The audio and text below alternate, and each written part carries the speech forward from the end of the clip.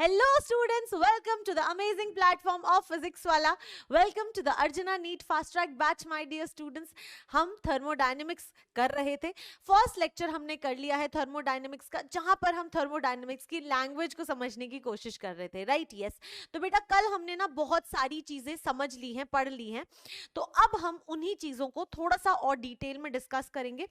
And then आज का lecture again पहले वाले लेक्चर की तरह ही होगा, इजी एंड वेरी क्रिस्प, और आपको प्रैक्टिस क्वेश्चंस बहुत सारे मिलने वाले हैं. देखो, जब भी कोई चीज स्टार्ट कर रहे हैं, जब भी कोई टॉपिक स्टार्ट कर रहे हैं, तो हमारा फाउंडेशन बहुत स्ट्रांग होना चाहिए. तो that is my main focus.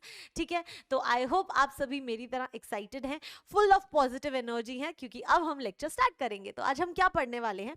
आज हम पढ़ने वाले हैं बेटा, पहले जो हम एक्सटेंसिव और इंटेंसिव प्रॉपर्टीज पढ़ रहे थे ना, जिसे आप एक्सट्रिंसिक और इंट्रिंसिक प्रॉपर्टीज के नाम से भी जानते हैं, ठीक है, उसको हम थोड़ा और डिटेल में पढ़ेंगे. उसके बाद में बच्चे हम रिवर्सिबल और इरिवर्सिबल वर्क डन के बारे में डिस्कशन करेंगे. And then we'll talk about zeroth law. थोड़ा सा ऑर्डर आगे पीछे, बट इट्स ओके.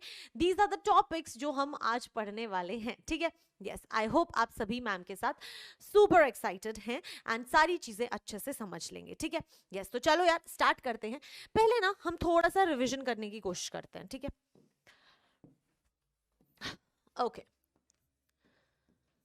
तो यार रिवीजन में मैं आपसे मैंने आपको याद होगा, आपको हमने स्टेट फंक्शंस और पाथ फंक्शंस पढ़े थे, राइट? यस. तो हम पहले ना थोड़ा सा उसको रिवाइज कर लेते, क्योंकि यही सारी चीजें हम आगे पढ़ने वाले हैं.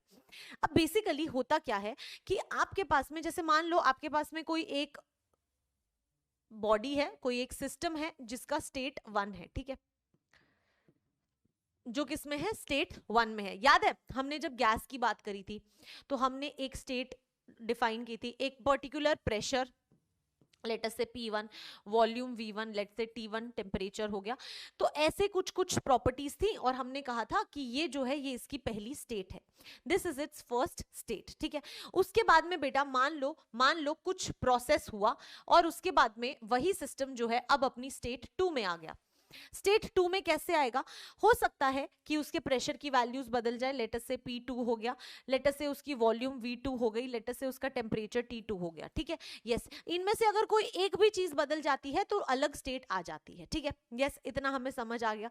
यस, तो एक स्टेट से दूसरी स्टेट हम जा रहे हैं. ठीक है, अब बेटा ये सारी चीजें आपको समझ आ गई होंगी. लेट से यहाँ पे आपने हम ऐसे कह देते हैं कि जो हीट ट्रांसफर हुआ था सिस्टम से सराउंडिंग में, या सराउंडिंग में सिस्टम में, वो Q1 है, और लेटर से यहाँ पर Q2 है. ठीक है, हाँ, यहाँ तक क्लियर है? यस. तो बेटा जब आप एक स्टेट से दूसरी स्टेट में गए, तो जो प्रेशर था, मान लो इस स्टेट 1 में इसका कुछ प्रेशर P1 था और यहाँ पे प्रेशर P2 था.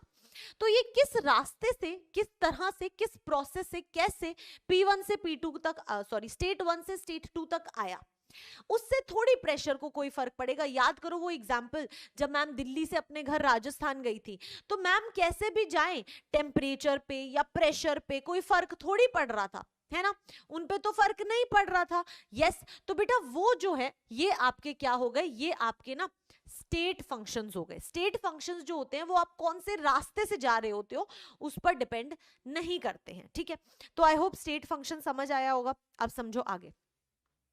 अगर आप हीट Q1 और हीट Q2 की बात करोगे बेटा, तो जब हीट ट्रांसफर होती है या फिर आप काम करते हो, तो यार वो तो डिपेंड करता है ना कि आप कौन से रास्ते से जा रहे हो. हो सकता है कि आप कोई शॉर्टकट रास्ते से जा रहे हो तो आप कम थकोगे, राइट? यस. हो सकता है कि आप कोई लंबे रास्ते से जाओ तो आप ज्यादा थकोगे. वो होते हैं आपके पाथ फंक्शंस, जो पाथ के ऊपर डिपेंड करते हैं. ठीक है, तो स्टेट फंक्शन और पाथ फंक्शन के बीच में हमें इतना डिफरेंस तो समझ आ गया था. अब जो इंपॉर्टेंट चीज आपको याद रखनी है, मैं सिर्फ रिवाइज करा रही हूं, ये सारी चीजें हम पढ़ चुके हैं. अगर आप कभी भी स्टेट फंक्शन की बात करते हो, तो बेटा स्टेट फंक्शंस जो होते हैं ना, इसको जिंदगी भर के लिए याद रख लेना कि कोई भी चीज अगर आपको delta P, delta V, delta U, अब देखो यार इन सब का मतलब क्या होता है, समझ आ रहा है? डेल्टा V की एग्जांपल ले लेते हैं, तो इसका मतलब है V2 माइनस V1, यानी कि जो भी फाइनल वॉल्यूम थी उसमें से इनिशियल को सब्ट्रैक्ट कर दिया. अगर आप फाइनल और इनिशियल को यूज कर रहे हो, यानी कि आप अगर बेटा इस डेल्टा वर्ड को यूज कर रहे हो किसी भी प्रॉपर्टी के आगे, तो मतलब आप सिर्फ उसकी इनिशियल और फाइनल पोजीशंस को ही इनिशियल और फाइनल पोजीशंस पे जो उसकी वैल्यूज है उसी को यूज कर रहे हो। तो वो पाथ पे कैसे डिपेंड कर सकती है? तो जब भी कोई चीज डिफरेंस में आती है तो वो हमेशा आपकी स्टेट फंक्शन होती है। जब भी कोई वैल्यू के आगे डेल्टा लगा हुआ होता है यानी कि वो आपकी एक स्टेट फंक्शन होगी। ठीक है, आप ऐसे हमेशा याद रख सकते हो। ये याद नहीं रखना तो आप पाथ फंक्शंस में बस एक चीज याद रख लेना जिंदगी भर के लिए कि भैया पाथ फंक्शंस जो होते हैं वो फंक्शंस होते हैं जो पाथ पे डिपेंड करते हैं। और हमारे थर्मोडायनेमिक्स के सिलेबस में सिर्फ 3 ऐसी फंक्शंस हैं जो आपके पाथ फंक्शंस होंगे, उनके अलावा कोई भी आ जाए कोई फर्क नहीं पड़ता, सीधा आंखें बंद करके उसे स्टेट फंक्शन लिख देना। ये है क्या क्या? हीट ट्रांसफर्ड,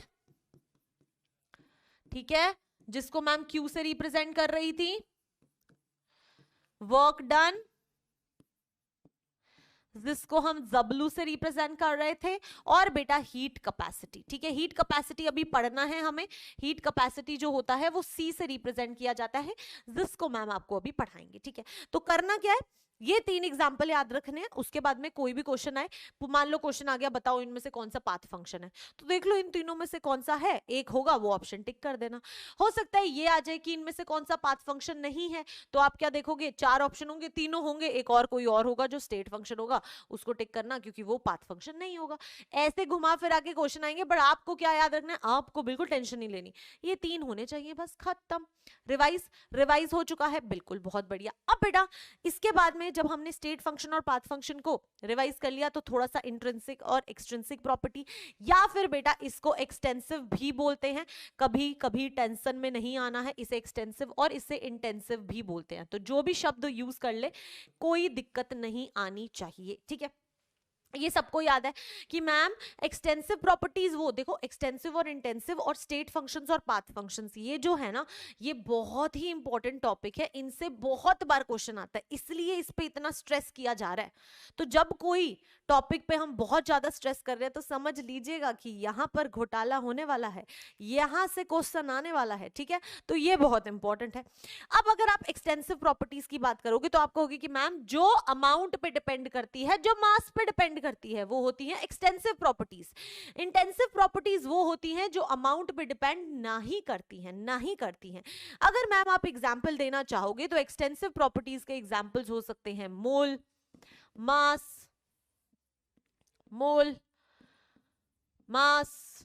वॉल्यूम, ये सब आपके एक्सटेंसिव प्रॉपर्टीज होती है। अभी मैंने बहुत बेसिक बताया, अभी मैं सारी डीप में बातें बताने वाली हूँ। ठीक है, और इंटेंसिव की अगर हम बात करें तो इसको ना ऐसे ही लिख लो, एग्जांपल्स एक एक करके बता देंगे, मतलब इंटेंसिव समझ आ गया होगा, टेम्परेचर, प्रेशर, ये सब होती हैं आपकी इंटेंसिव जो आपकी अमाउंट पे डिपेंड नहीं करती हैं। ठीक है, यस, चलो अब देखो, अब मैं आपको यहाँ पर कुछ बहुत ही इंपॉर्टेंट पॉइंट्स बताने वाली हूँ, जो इंपॉर्टेंट पॉइंट्स आपके काम आएंगे। ठीक है, तो इन इंपॉर्टेंट पॉइंट्स को अपने पास लिख लो। फिर हम ना बहुत सारे सवाल करेंगे, मैंने लास्ट क्लास में तुम्हें होमवर्क भी दिया था, बट जहां तक मैं जानती हूँ वहां तक तुमने वो होमवर्क तो नहीं किया होगा। ठीक है, तो चलो अब देखो, बार बार बोल रही हूँ एक्सटेंसिव इंटेंसिव से बहुत सवाल आएंगे तो इस चीज का ध्यान रखना है। ठीक है, अब अगर मैं इंटेंसिव प्रॉपर्टीज की बात करती हूँ, याद है मैंने तुम लोगों को एक तरीका बताया था कट करने वाला। ठीक है, जैसे कि मान लो मैंने एक लकड़ी का लॉग लिया, उस लकड़ी के लॉग को अगर आप बीच में से आधा काट दोगे तो उसके हिसाब से, याद है वो एग्जाम्पल वाला, तो पहला तरीका तो होता है, फर्स्ट जो तरीका होता है, तरीका, ठीक है, फर्स्ट है डिवाइड एंड चेक। जो भी आपको प्रॉपर्टी दी है उसको तोड़कर देख लो, डिवाइड करके देख लो, और देख लो कौन सी प्रॉपर्टी पे फर्क पड़ रहा है उसकी अमाउंट पे और कौन सी प्रॉपर्टी पे नहीं पड़ रहा। यानी कि मैम यहाँ पे वो वाला एग्जाम्पल हमारा काम करेगा जिसमें आपने हमें इस तरीके से कुछ ऐसे, मान लो ऐसा कुछ दिया है। इतनी सुंदर ड्राइंग मैंने कैसे बना दी मुझे अभी तक विश्वास नहीं हुआ है। ठीक है, वाइट से काट देते हैं, ऐसे काट दिया तो यहां आ जाएगा आपके पास में ऐसे ऐसे ऐसे और ये। ठीक है, अरे आधा काटना था ना, ये लो। ठीक है, तो अगर इसका टेम्परेचर T था, मास M था और डेंसिटी D थी, तो भाई इसका मास तो m/2 हो गया, लेकिन डेंसिटी तो D ही रही और टेम्परेचर T ही रहा। तो मतलब कि यहाँ से हम कह सकते हैं कि मैम ये जो है वो अमाउंट पे डिपेंड कर रहा है तो ये एक्सटेंसिव है, और ये दोनों अमाउंट पे डिपेंड नहीं कर रहे तो ये क्या है, इंटेंसिव है। ठीक है, पहला तरीका तो ये था जो हमें बिल्कुल क्लियर है, हमें कोई दिक्कत नहीं है। ठीक है, चलो दूसरा तरीका बेटा, दूसरा तरीका क्या था मैम? दूसरे तरीके में आपने एक चीज हमें बताई थी, याद है, जो मैंने तुम्हें पहले बताया था कि जब भी तुम दो एक्सटेंसिव प्रॉपर्टीज को डिवाइड करोगे बेटा, जब भी तुम दो एक्सटेंसिव प्रॉपर्टीज को डिवाइड कर दोगे तो तुम्हें क्या मिल जाएगा, इंटेंसिव प्रॉपर्टी मिल जाएगा। तो तुम्हें इंटेंसिव प्रॉपर्टी मिल जाएगी। ठीक है, तो दो एक्सटेंसिव प्रॉपर्टीज को डिवाइड करो, इंटेंसिव प्रॉपर्टी मिल जाती है, ये मैम ने आपको बताया था। ठीक है, एग्जाम्पल देखो, एग्जाम्पल मैंने आपको दिया था कि मान लो आपने नंबर ऑफ मोल्स, क्या है, एक्सटेंसिव प्रॉपर्टी है, तो नंबर ऑफ मोल्स को मान लो आप अगर वॉल्यूम से डिवाइड करते हो, ठीक है,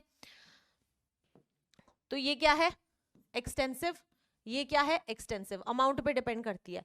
तो इन दोनों का जो डिवीजन आता है वो आता है बेटा मोलैरिटी, और मोलैरिटी जो है वो आपकी इंटेंसिव प्रॉपर्टी होती है, वो आपकी इंटेंसिव प्रॉपर्टी होती है। ठीक है, ये मैंने आपको बताया था। अब इसके आगे देखना, अब देखना, याद है जब मैंने आपको ये जब कॉन्सेंट्रेशन टर्म्स करा दी थी, आपके पास में मान लो एक सोल्यूशन है m1 और वॉल्यूम है v1, ठीक है, और यहाँ पे मोलैरिटी थी m2 और वॉल्यूम थी v2, है ना, और मैंने कहा था कि अगर आप इन दोनों को ऐड करो तो क्या फाइनल सोल्यूशन की मोलैरिटी आएगी। तो क्या हम डायरेक्टली m1 प्लस m2 करते थे?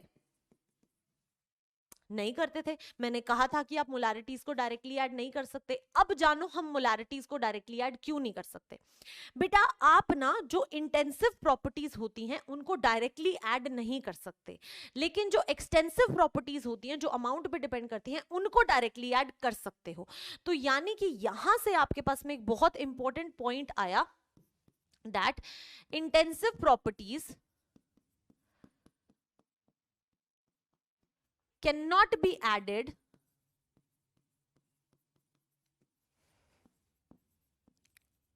डायरेक्टली। आप डायरेक्टली उनको ऐड नहीं कर सकते हो, लेकिन एक्सटेंसिव प्रॉपर्टीज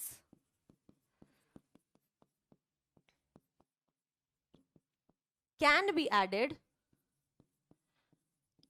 डायरेक्टली।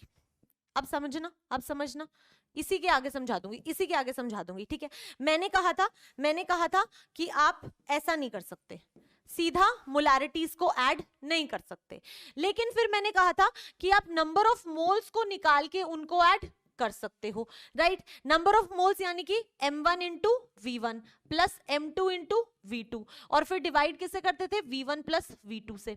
तो आप यहाँ पे क्या देख रहे हो, ऊपर आपके पास नंबर ऑफ मोल्स थे, नंबर ऑफ मोल्स क्या था, एक्सटेंसिव प्रॉपर्टी थी, तो एक्सटेंसिव प्रॉपर्टी को डायरेक्टली ऐड कर रहे थे, वॉल्यूम को डायरेक्टली ऐड कर रहे थे, वॉल्यूम क्या है, एक्सटेंसिव प्रॉपर्टी है। मतलब आप एक्सटेंसिव प्रॉपर्टीज को डायरेक्टली ऐड कर सकते हो, लेकिन इंटेंसिव वालों को डायरेक्टली नहीं ऐड कर सकते।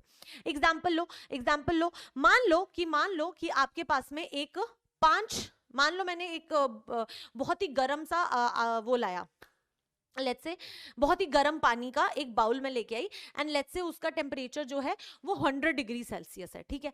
अब बेटा मैं उसको अगर कोई ठंडे पानी के पास लाके रख दूंगी तो लेट्स से कि उसका टेम्परेचर जो ठंडा था उसका 19 डिग्री सेल्सियस तो था, तो क्या दोनों को मिला दूंगी तो total temperature 100 plus 19 degree Celsius हो जाएगा?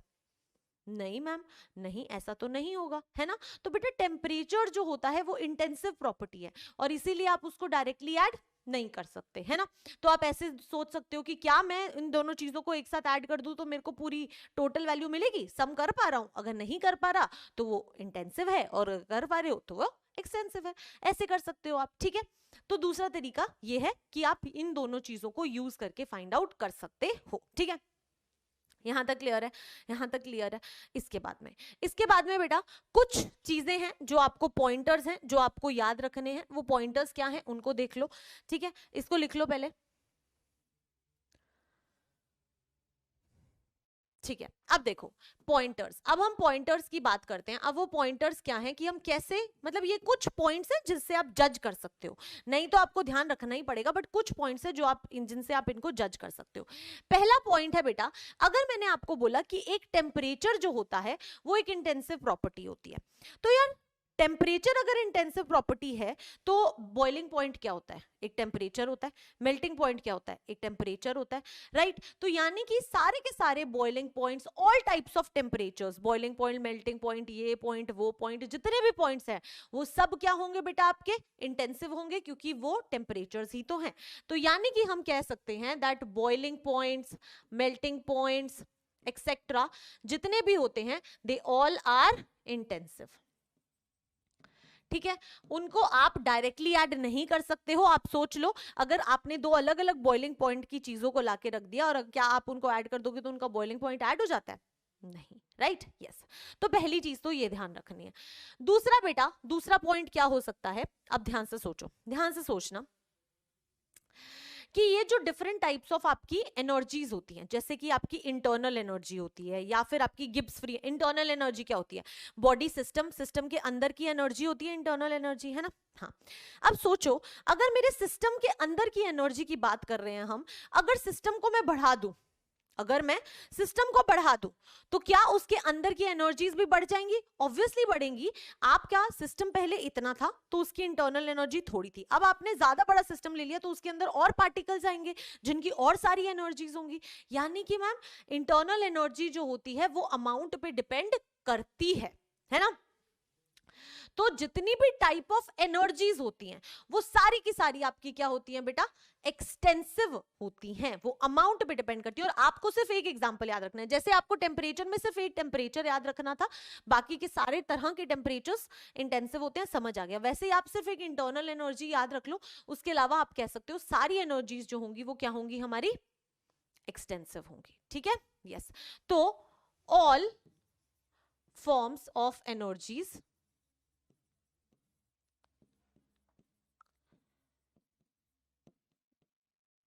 Delta U, delta G, delta H etcetera are extensive. ठीक है, वो अमाउंट पे डिपेंड करती है। ठीक है, चलो नेक्स्ट बेटा, नेक्स्ट क्या होगा? सोचो, अब क्या सोचना है, यहां तक क्लियर है। अब सोचो कितनी कॉन्सेंट्रेशन टर्म्स हैं मैम, जैसे कि मोलैरिटी हो गया, नॉर्मेलिटी हो गया। बेटा सब में क्या होता है? सब में आपकी एक्सटेंसिव अपॉन एक्सटेंसिव होती है। जैसे कि मान लो मैंने मोलैरिटी बोला, तो मोलैरिटी क्या होता है? Number of moles by volume. ठीक है, मोलैलिटी क्या होता है? Number of moles by molar mass of the solvent. ठीक है, तो नंबर ऑफ मोल्स भी एक्सटेंसिव है और मास ऑफ द सॉल्वेंट भी एक्सटेंसिव है। ठीक है, परसेंटेज देख लो, मास बाय वॉल्यूम देख लो, तो मास क्या है? एक्सटेंसिव है, वॉल्यूम क्या है? एक्सटेंसिव है। ठीक है, और क्या बोलोगे? पीपीएम बोलोगे, तो पीपीएम में भी क्या होता है? मास बाय मास ही तो होता है, तो मैम वो भी अगेन है। तो जितनी भी सारी आपके कॉन्सेंट्रेशन टर्म्स होंगे वो सब क्या होंगे? वो सब आपके क्या होंगे बेटा? इंटेंसिव होंगे। वो अमाउंट पे डिपेंड नहीं करेंगे क्योंकि वो हमेशा रेशियोज होंगे। ठीक है, तो आप यहां से क्या कह सकते हो? That all the concentrations, all concentration terms जैसे कि molarity, molality, mass by volume percentage, volume by volume percentage, mole fraction etcetera are intensive. वो सारी की सारी आपकी इंटेंसिव होंगी नेचर के अंदर। ठीक है, यस, वो अमाउंट पे डिपेंड नहीं करेंगी। और क्या हो सकता है, और क्या सोच सकते हैं हम? ठीक है, हमने टेम्परेचर के बारे में देख लिया, हमने बॉइलिंग पॉइंट्स के बारे में देख लिया, एनर्जीज के बारे में देख लिया। तो ये कुछ ऐसे पॉइंट्स हैं जो आपको हमेशा याद रखने, ये आपको ना हेल्प करेंगे फटाफट ढूंढने में। ठीक है, और कुछ याद आएगा तो मैं साथ के साथ लिखवाती हूँ। अब हम क्या करते हैं, इन्हीं पॉइंटर्स को अप्लाई करके ट्राई करते हैं क्वेश्चंस को सॉल्व करने का। जो मैंने आपको लास्ट क्लास में होमवर्क दिया था, अब हम उसको सॉल्व करने की कोशिश करेंगे। बस एक सेकेंड रुक जाओ, तुम इसे लिखो। ठीक है, ट्राई करो भाई, लिख लिया होगा अब तक तो। जैसे जैसे याद आएगा वैसे वैसे मैम हेल्प करेंगे आपको। चलो अब हम इसको देखते हैं। अब हमें देखना है कि कौन सी एक्सटेंसिव है, कौन सी इंटेंसिव है। ठीक है, तो चलो अब देखो बेटा, पहला है मास। मास मैम, अगर मेरे पास इतने मास का कुछ चीज है, मैंने उसको आधा कर दिया, तो मास तो डिपेंड करता है ना अमाउंट पे, तो यानी कि वो क्या है? एक्सटेंसिव है। ठीक है, नेक्स्ट है बेटा मोल्स। मोल्स क्या होते हैं? अगेन मैम मोल्स भी एक्सटेंसिव होते हैं। ठीक है, तो मोल्स भी होंगे बेटा एक्सटेंसिव, अमाउंट पे डिपेंड करते हैं। अगर आप वॉल्यूम की बात करते हो तो मैम वॉल्यूम भी अमाउंट पे डिपेंड करती है। आधी चीज की वॉल्यूम अलग होगी, आधी चीज की वॉल्यूम अलग होगी। यस, तो यानी कि ये भी आपका एक्सटेंसिव है नेचर में। बेटा प्रेशर, प्रेशर जो है वो तो नहीं डिपेंड करता, क्योंकि प्रेशर क्या होता है, फोर्स पर यूनिट एरिया। तो आप हमेशा यूनिट एरिया के लिए फाइंड आउट कर रहे हो, तो फोर्स पर यूनिट एरिया जब कोई चीज आ जाएगी तो प्रेशर क्या हो जाएगा, फिर आपका अमाउंट पे डिपेंड नहीं करेगा, तो ये आपका इंटेंसिव होता है। ठीक है, अब इसी से मुझे याद आ गया, तो यहाँ पे हम एक और पॉइंट लिख सकते हैं। इसी से मुझे एक पॉइंट और याद आ गया कि बेटा जितनी भी चीजें आपकी पर मोल होती हैं या पर यूनिट वॉल्यूम होती है या फिर किसी के आगे स्पेसिफिक वर्ड लिखा हो, तो वो सारे के सारे जो होते हैं वो आपके इंटेंसिव होते हैं, फिर वो अमाउंट पे डिपेंड नहीं करते हैं। तो यानी कि पर मोल लिखा हो या फिर मोलर लिखा हो या फिर स्पेसिफिक लिखा हो किसी चीज के आगे, या फिर पर यूनिट वॉल्यूम वाली कोई चीज हो, पर यूनिट वाली कोई भी चीज हो, किसी भी चीज के नीचे पर यूनिट लिखा हो, ये सारी प्रॉपर्टीज जो होती हैं वो आपकी इंटेंसिव होती हैं। एग्जाम्पल लिखते हैं। एग्जाम्पल जैसे कि स्पेसिफिक वॉल्यूम, स्पेसिफिक वॉल्यूम। बेटा वॉल्यूम क्या था, एक्सटेंसिव था, अमाउंट पे डिपेंड करता था, लेकिन स्पेसिफिक वर्ड आ जाएगा तो क्या हो जाएगा, इंटेंसिव हो जाएगा। स्पेसिफिक वॉल्यूम हो गई, या फिर स्पेसिफिक डेंसिटी, ज्यादा बेटर वर्ड है, वॉल्यूम को छोड़ दो, स्पेसिफिक डेंसिटी ले लो। डेंसिटी भी तो वैसे इंटेंसिव ही होता है, तो इसमें तुम्हें कंफ्यूजन नहीं वो खत्म हो जाएगा। और देखो मोलर वॉल्यूम ले लो, मोलर वॉल्यूम ले लो। वॉल्यूम क्या था, एक्सटेंसिव था, लेकिन उसके आगे मोलर लग गया, मतलब कि एक मोल के लिए ढूंढना है। तो एक मोल के लिए ढूंढना है तो वो अमाउंट पे अब डिपेंड ही नहीं कर रहा। आपको तो पता ही है कि आपको एक मोल के लिए ढूंढना है, चाहे आपको 10 चीजें दे दे, चाहे 10 ग्राम दे दे, चाहे 50 ग्राम दे दे, आपको तो एक मोल की बतानी है, तो वो हो जाएगा आपका ये। ठीक है, ऑल्सो बेटा जैसे कि मान लो आपको बोल दिया एनर्जी पर मोल, अगर कभी आपसे ऐसे बोल दिया कोई भी एनर्जी पर मोल बोल दी, तो पर मोल बोल दिया ना, तो समझ लो एक मोल के लिए ढूंढना है। तो जब तक कोई चीज एक मोल के लिए, एक मिलीलीटर के लिए, एक कुछ चीज के लिए ढूंढनी होती है, तो वो हमेशा आपकी इंटेंसिव होती है, फिर वो अमाउंट पे डिपेंड नहीं करती है। ठीक है, यस, तो ये आपको ध्यान रखना होगा। इसमें तो आई डोंट थिंक सो अब आपको कोई भी इशू आएगा। ठीक है, यस, तो इसे लिखो, लिख लिया। अब आगे बढ़ते हैं। ठीक है, अब फिर से वहीं चलते हैं जहां पे कर रहे थे। ये देखो, अब आ गया टेम्परेचर। टेम्परेचर तो हम सभी को पता है कि वो इंटेंसिव होता है, तो मैम ये तो इंटेंसिव होगा। ठीक है, तो ये होगा आपका इंटेंसिव। ठीक है, पेन का कलर बदल दिया है मैम ने। ओके, अब बेटा फोर्स। अब देखो फोर्स क्या होता है, फोर्स होता है आपका, बार बार कलर चेंज करना पड़ता है यार। फोर्स होता है मास इनटू एक्सीलरेशन, है ना, मास इनटू एक्सीलरेशन। अब अगर आप यहाँ पे मास की बात करोगे तो बेटा मास क्या है आपका, एक्सटेंसिव है, अमाउंट पे डिपेंड करता है ना। तो मैम अगर मास अमाउंट पे डिपेंड करता है तो जितना ज्यादा मास लोगे उतनी ज्यादा फोर्स आ जाएगी। तो यानी कि मैम ये भी क्या हो जाएगा, एक्सटेंसिव हो जाएगा नेचर में, राइट। तो फोर्स जो होता है वो बेटा आपका एक्सटेंसिव होता है। मैंने टेम्परेचर को एक्सटेंसिव क्यों लिख दिया भाई, एक सेकेंड ना,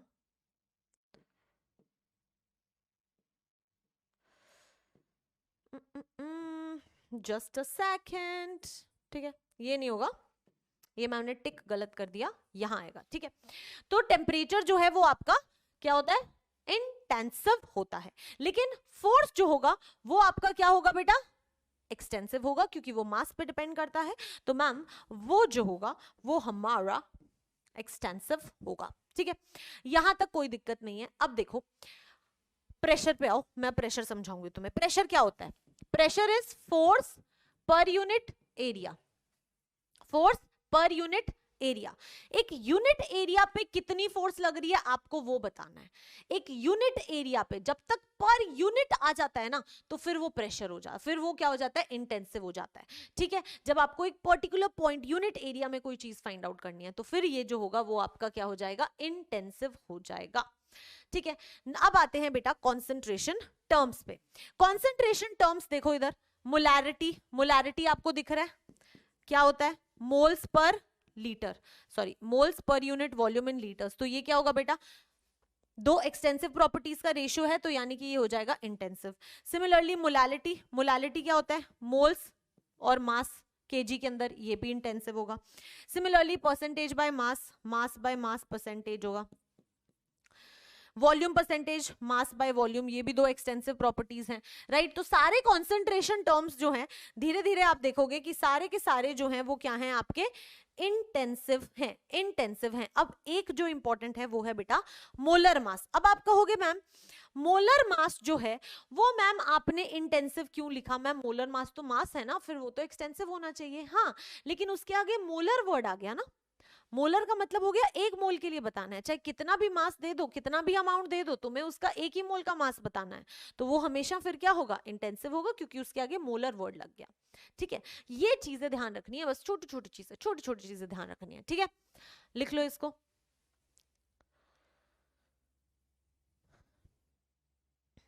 आगे बढ़ते हैं, अगला पार्ट बेटा। अब देखो गिब्स फ्री एनर्जी, मैंने कहा जब तक एनर्जी आ रहा है तब तक वो क्या होगी, एक्सटेंसिव होगी। तो मैम गिब्स फ्री एनर्जी होती है एक्सटेंसिव। ठीक है, गिब्स फ्री एनर्जी पर मोल। अब आपको पर मोल वर्ड बोल दिया, एक मोल के लिए बताना है, चाहे कितना भी अमाउंट हो, इंटेंसिव हो जाएगा।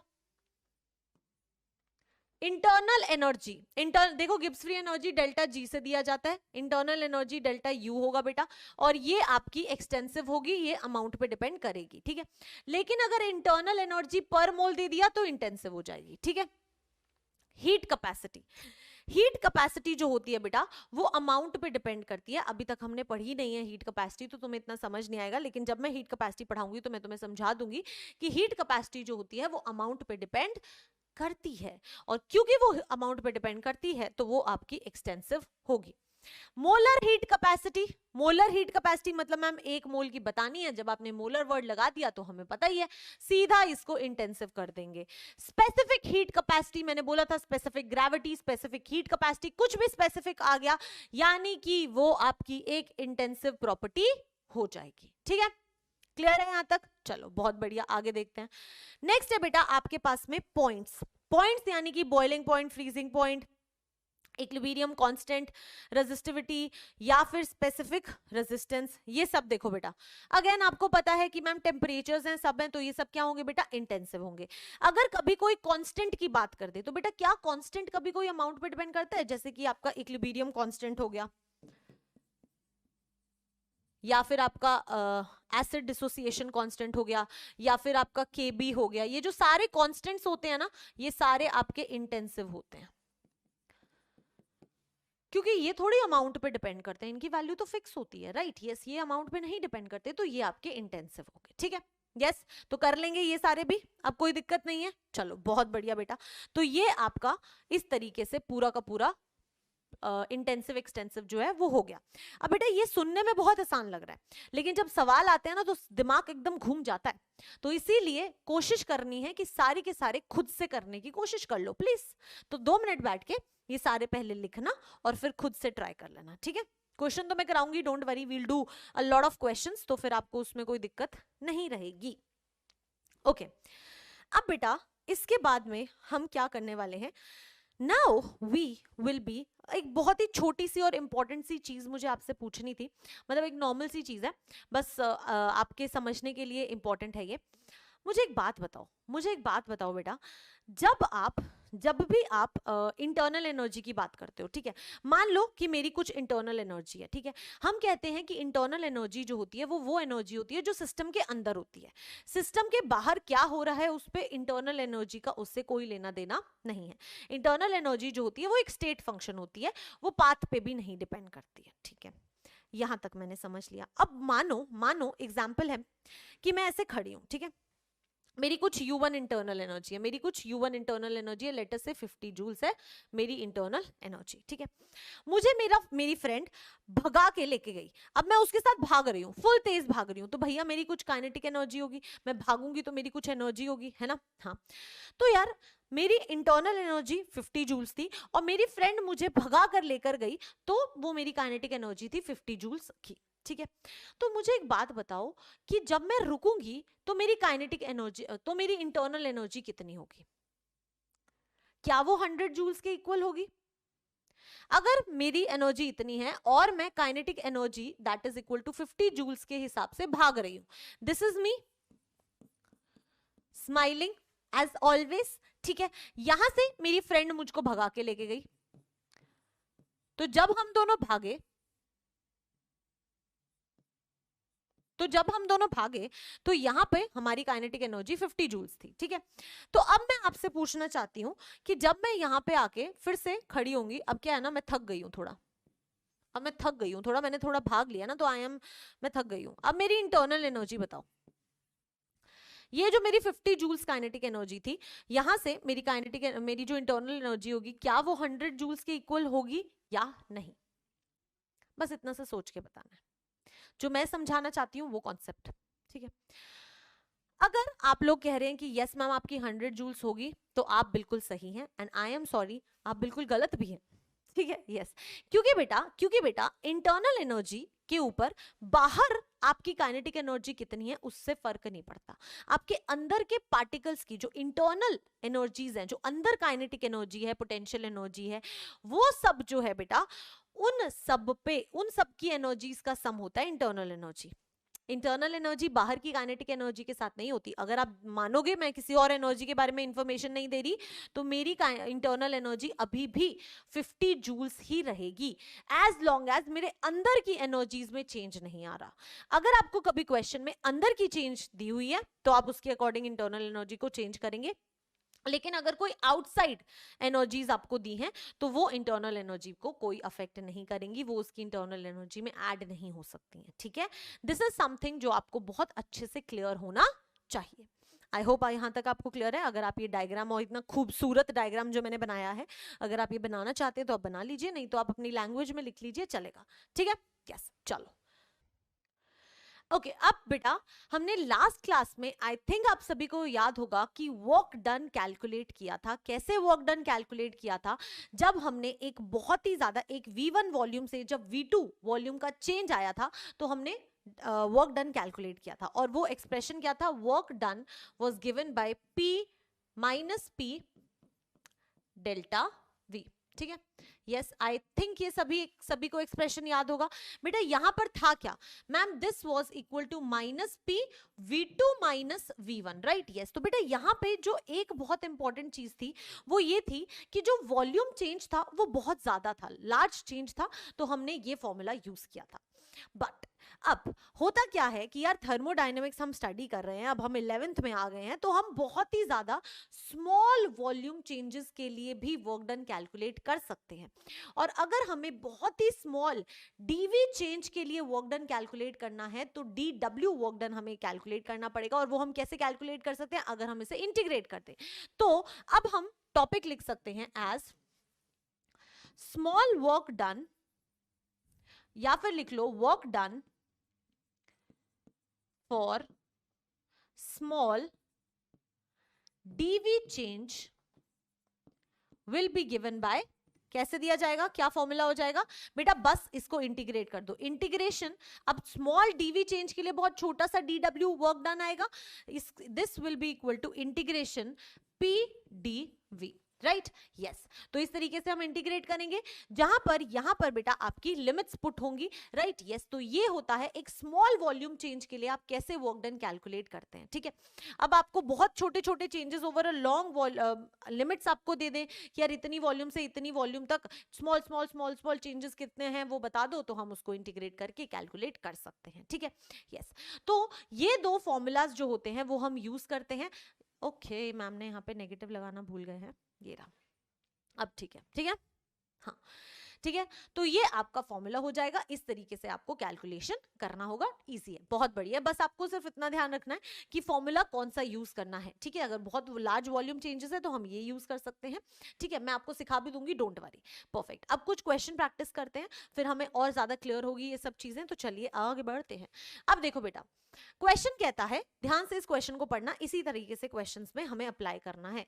The pressure of a gas A in pascal varies by function V+5, ठीक है। तो जो प्रेशर है वो आपको क्या कहा जा रहा है कि जो प्रेशर है वो कैसे वेरी करता है? बाय अ फंक्शन V+5, ठीक है। तो आपका प्रेशर V+5 फंक्शन से वेरी करता है, ठीक है। Find the total work done when the volume is change from 1 metre, बेटा ये थोड़ा सा चेंज कर लेना, ये 1 मीटर क्यूब है, 1 metre cube to 2 metre cube. तो इस तरीके के क्वेश्चन से हमें बहुत क्लियर हो जाना चाहिए कि हमें इंटीग्रेशन करना होगा, हमें dw कैलकुलेट करना पड़ेगा फ्रॉम 0 टू w। यहां पे इंटीग्रेशन होएगा minus p dv, right. Yes, volume change है आपका 1 से 2, ठीक है। आपको बताया गया है कि प्रेशर जो है वो वेरी करता है वाया फंक्शन v प्लस 5, तो यानी कि आप कह सकते हो that integration of dw from 0 to w will be equal to v plus 5 dv, ठीक है। यस, इसको इंटीग्रेट करना है फ्रॉम 1 टू 2। तो चलो अब हम इसे इंटीग्रेट करते हैं। कैसे इंटीग्रेट करते हैं मैं आपको वो भी सिखाऊंगी बेटा, बहुत ज्यादा जरूरी है थर्मोडायनेमिक्स में ये बेसिक इंटीग्रेशन आपको आना, ठीक है। तो अगर हम कभी भी किसी भी चीज का इंटीग्रेशन करते हैं तो सबसे पहले मैं बता दूं, इंटीग्रेशन ऑफ dx जो होता है वो हमेशा x के बराबर होता है, ठीक है। ये कुछ कुछ पॉइंटर्स हैं जो मैं यहां लिख रही हूं जो आपको फर्दर भी काम आएंगे, तो इसको याद रखना। Integration of dx is always equal to x, ठीक है। नेक्स्ट है हमारे पास में, अगर आपके पास में कभी भी x का इंटीग्रेशन आ जाए, मान लो इंटीग्रेशन ऑफ x dx, तो बेटा x dx का इंटीग्रेशन होता है x की पावर 1 प्लस 1 अपॉन 1 प्लस 1, यानी कि जो भी पावर है उसकी, ऐसे समझ लो ज्यादा इजी होगा। अगर x की पावर, अगर आप इंटीग्रेशन ऑफ x की पावर n dx का इंटीग्रेशन कर रहे होते हो तो आप कैसे करते हो, n की वैल्यू कुछ भी हो सकती है, 0 1 2 3 कुछ भी हो सकती है, आप उसके अकॉर्डिंग कैलकुलेट कर लेना। अगर x की पावर n है तो यानी कि x की power n plus 1 upon n plus 1 जो होता है वो इसका इंटीग्रेशन होता है। यानी कि अगर कभी इंटीग्रेशन ऑफ x dx आ गया तो x स्क्वायर अपॉन 2 हो जाएगा, ठीक है। यस, तो ये आपको ध्यान रखना है, ऐसे आप इंटीग्रेशन करते हो। अब हम इसका इंटीग्रेशन करेंगे, ये सारी प्रॉपर्टीज यूज करेंगे, अब 2 मिनट में कर लोगे। अब ध्यान से देखना, dw का इंटीग्रेशन क्या होगा, w लिमिट पुट करेंगे फ्रॉम 0 टू w, ठीक है, कोई दिक्कत नहीं है। This is equal to, minus तो बाहर ही रहेगा, इंटीग्रेशन होगा बेटा v dv का, ठीक है, प्लस इंटीग्रेशन होगा 5 dv का, दिक्कत नहीं। लिमिट्स है बेटा 1 से 2 ही पुट करनी है, 1 से 2 ही पुट करनी है, ठीक है। तो यहाँ पे ये लिमिट्स पुट मत करो, इसको भी ऐसे ही रख लो, इसको भी ऐसे ही रख लो एक बार, dw यहाँ पे 0 से w, ठीक है। हाँ, अब इंटीग्रेशन कर देते हैं, फटाफट करेंगे। w लिमिट आएगी 0 से w, ठीक है। यहाँ पे बेटा v है तो अगर x का इंटीग्रेशन होता है तो x स्क्वायर अपॉन 2 होता है, यानी कि मैम v स्क्वायर अपॉन 2 होगा। ये नेगेटिव तो बाहर ही रहेगा, इसको बाहर ही रखो, ठीक है। तो इसका लिमिट पुट करेंगे कहां से, 1 से 2, ठीक है।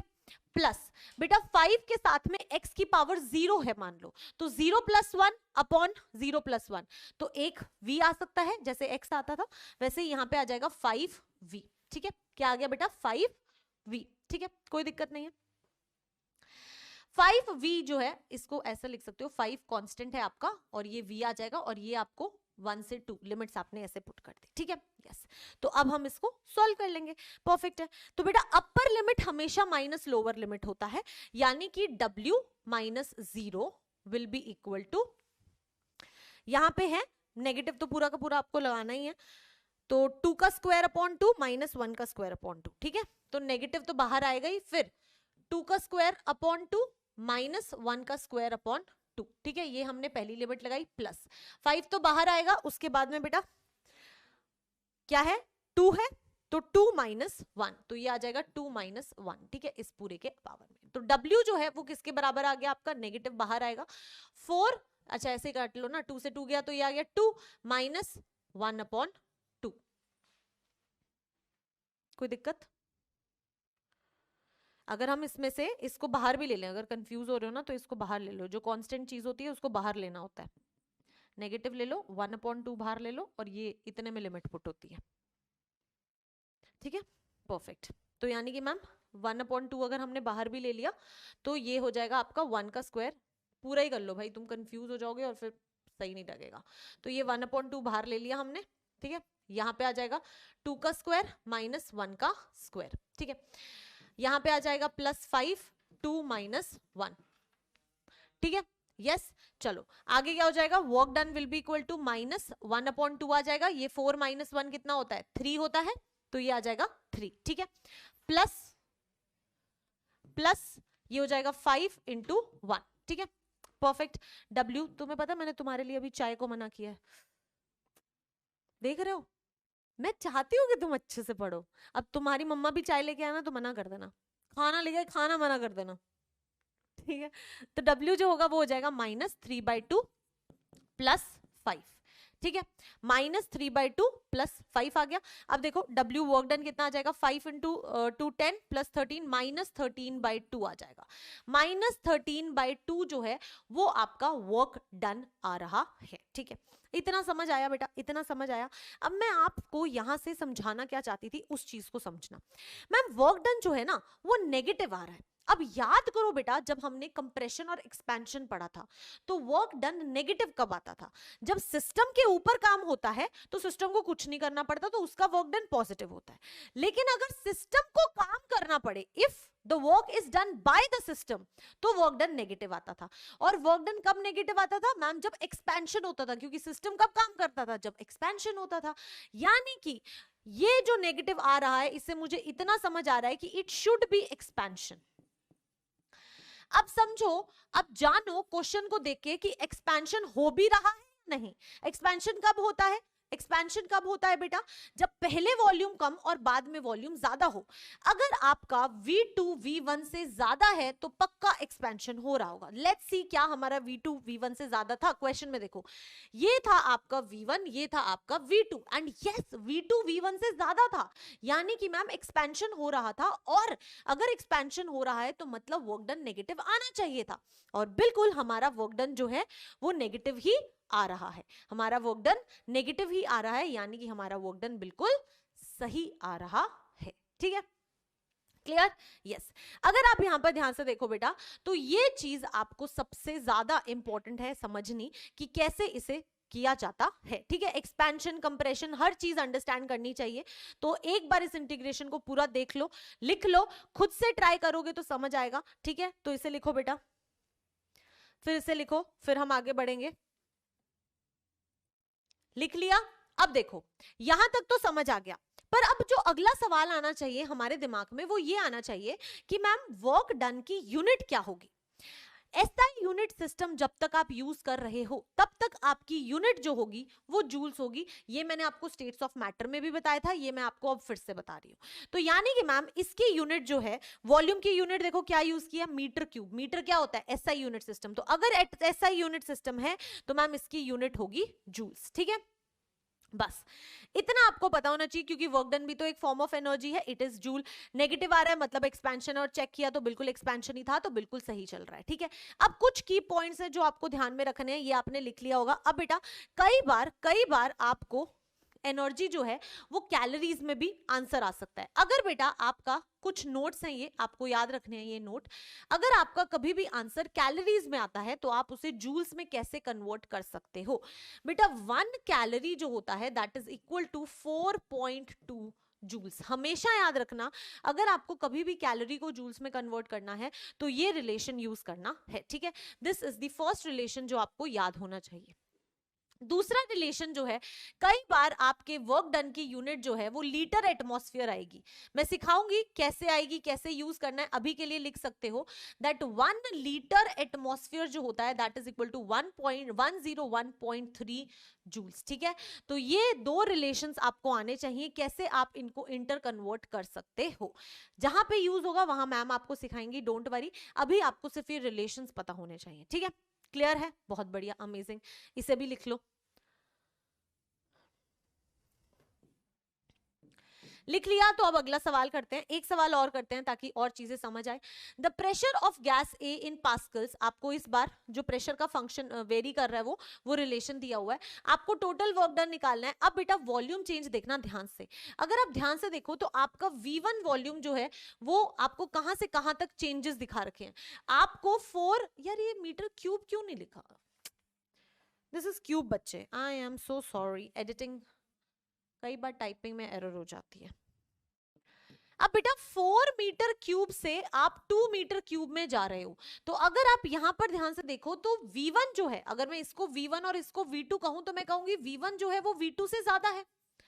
और अगर V1 V2 से ज्यादा है तो इसका मतलब है कि यहां पे इस बार कंप्रेशन हो रहा है, क्योंकि कंप्रेशन में पहले वॉल्यूम ज्यादा होती है बाद में कम हो जाती है, राइट? यस। तो मैम यहां पे हो रहा है कंप्रेशन, और अगर कंप्रेशन हो रहा है तो मुझे बिल्कुल अच्छे से पता है कि जो भी वर्क डन आएगा वो पॉजिटिव आना चाहिए, क्योंकि सिस्टम के ऊपर काम हो रहा है। ठीक है, इतना हमें पता है।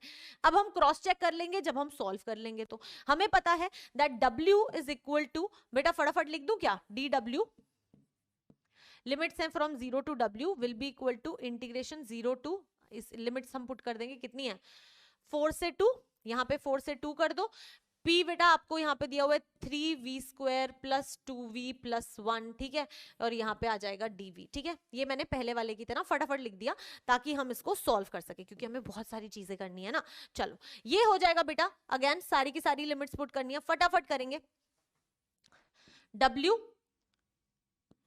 From 0 to W is equal to, मैं थोड़ा फटाफट कर रही हूं, आपको ध्यान से देखना है, 3 हो जाएगा बेटा, ये क्या हो जाएगा v क्यूब अपॉन 3, लिमिट्स हो जाएंगी 4 से 2 प्लस 2 बाहर आ जाएगा, v स्क्वायर अपॉन 2, लिमिट्स हो जाएंगी 4 से 2 प्लस v, लिमिट्स हो जाएंगी बेटा कहां से कहां तक, 4 से 2, ठीक है, दिक्कत नहीं। अब क्या आप इसको सॉल्व कर सकते हो, प्लीज आप इसको सॉल्व कर सकते हो, मैं आपको आंसर दे दूंगी, डोंट वरी, इसका आंसर आपको लिखा हुआ मिल जाएगा, होमवर्क क्वेश्चन दे दूं, यहां से सॉल्व ही करना है बस। और आप देखोगे कि जब आप इसे सॉल्व करोगे, माइनस नहीं लगाया ना यहाँ पे हमने, एक माइनस भी तो आएगा, है ना, यस। तो बेटा ये यहां से आपका होमवर्क है, आप इसे सॉल्व करोगे ना तो मैं गारंटी देती हूँ कि इस क्वेश्चन में जो आंसर आएगा वो पॉजिटिव वैल्यू आएगी। क्यों आएगी, क्योंकि कंप्रेशन हो रहा है, ठीक है, यस, क्लियर है। इसको सॉल्व करना, आंसर आपको मिल जाएगा, डोंट वरी, आंसर आपको लेक्चर के एंड में इसी PDF में मिल जाएगा, ठीक है। लिखो इसको, आई होप लिख लिया होगा बेटा। इसको अप्लाई करना सबसे इंपॉर्टेंट है, अप्लाई करना सीखोगे तो चीजें सारी समझ आएंगी, ठीक है, यस, चलो बहुत बढ़िया। इसके बाद में क्योंकि हम वर्क डन कर रहे हैं तो मुझे एक और बहुत इंपॉर्टेंट चीज याद आई। हम बेटा अलग अलग तरह, हमने वर्क डन पढ़ा और हमने हीट भी पढ़ा है ना, हमने वर्क डन भी पढ़ा है, हमने हीट भी पढ़ा है, इसमें तो किसी को कोई डाउट नहीं है, याद है सबको, यस मैम, हमने वर्क डन भी पढ़ा है, हमने हीट भी पढ़ा है। और मैंने आपको बताया बेटा कि हम हमेशा सिर्फ और सिर्फ आइडियल गैस की डिस्कशन करेंगे, हम किसी और चीज की डिस्कशन नहीं करेंगे, ठीक है। तो बेटा मैं यहां पे लिखती हूं वर्क डन, मैं ना एक लाइन लिखती हूं आपके लिए, work done is organized form of energy,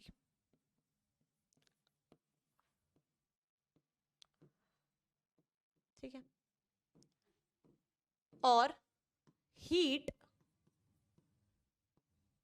is disorganized, I don't know disorganized word, unorganized ज्यादा वर्ड सही है इंग्लिश में, unorganized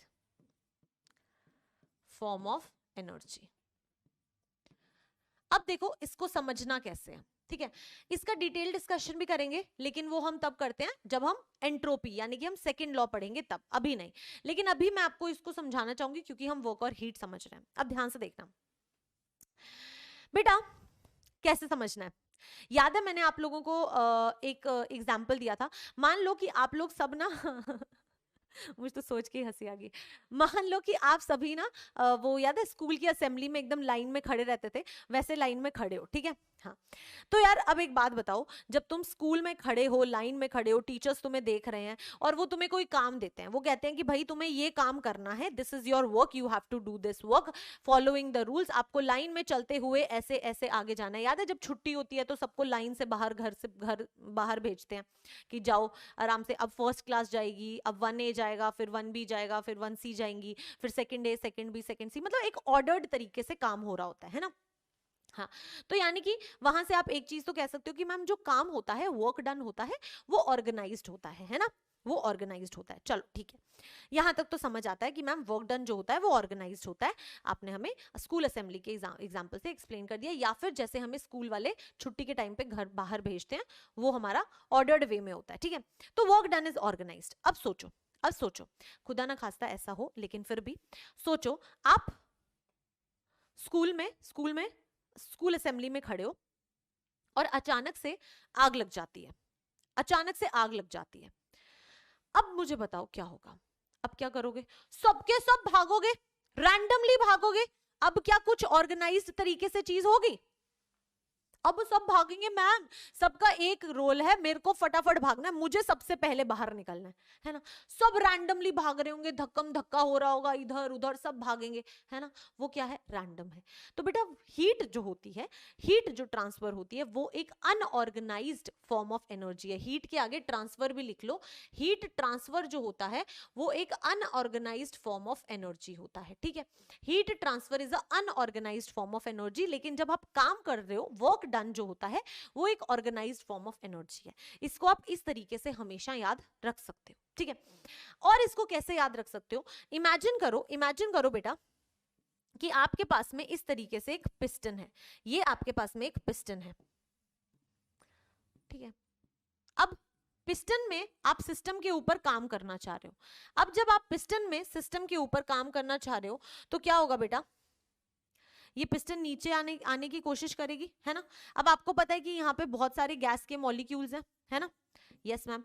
अब बेटा जब ये पिस्टन नीचे आएगी, धक्का देगी, जब आप इस पे प्रेशर लगाओगे ऐसे, तो क्या होगा, कुछ नहीं होगा मैम, ये जो पार्टिकल्स हैं ये ऐसे ऐसे नीचे मूव करेंगे। तो बेटा पूरा ऑर्गेनाइज्ड तरीके से नीचे आएंगे, रूल्स को फॉलो करते हुए, है ना। जैसे हम स्कूल असेंबली में बाहर जाते थे, बिल्कुल वैसे ही, ठीक है।